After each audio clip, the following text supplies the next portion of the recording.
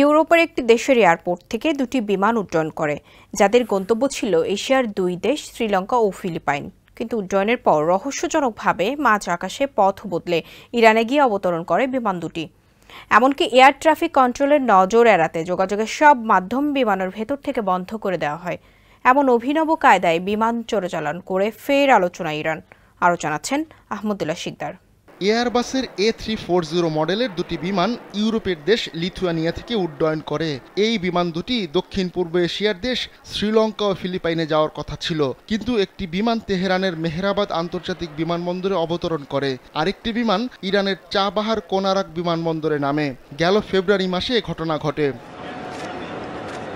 1 মিনিটে নগদ Islamic account খুলতে ডায়াল করুন *167#।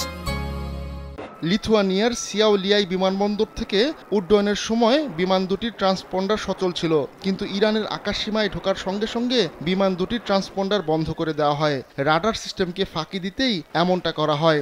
বিমান দুটি গাম্বিয়া লিজিং কোম্পানি মাক্কা ইনভেস্টমেন্টের মালিকানাধীন ছিল।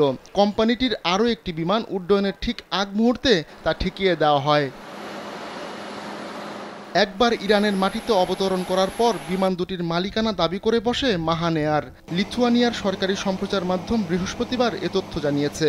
মার্কিন নিষেধাজ্ঞার কারণে নতুন নতুন বিমান কিনতে পারছে না ইরান, আর তাই এমন ঘুরোপথ খুঁজে নিয়েছে তেহরান। এই বিমানগুলো যে চোরাচালান হতে পারে তা ঘুণাক্ষরেও টের পায়নি কেউ। ইরানে রহস্যজনকভাবে বিমান অবতরণের ঘটনা এবারই প্রথম নয়, এর আগেও এমনটা ঘটেছে। অন্য দেশে যাওয়ার কথা থাকলেও সেই বিমান ইরানে গিয়ে অবতরণ করেছে। 2022 সালের ডিসেম্বর মাসে এয়ারবাসের A340 মডেলের 4টি বাণিজ্যিক বিমান দক্ষিণ আফ্রিকার জোহানেসবার্গ থেকে উড্ডয়ন করে। ওই বিমানগুলো উজবেকিস্তান যাওয়ার কথা ছিল, কিন্তু মাঝ আকাশে পথ পরিবর্তন করে সেগুলো ইরানে অবতরণ করে। তখনও ঠিক একই কায়দায় বিমান চারটির ট্রান্সপন্ডার বন্ধ করে দেওয়া হয়েছিল। 2022 সালে তেহরান টাইমস এক প্রতিবেদনে জানিয়েছিল ইরানের অন্তত 550টি বিমান প্রয়োজন, কিন্তু মার্কিন নিষেধাজ্ঞার কারণে নতুন নতুন বিমান কিনতে পারছে না ইরান।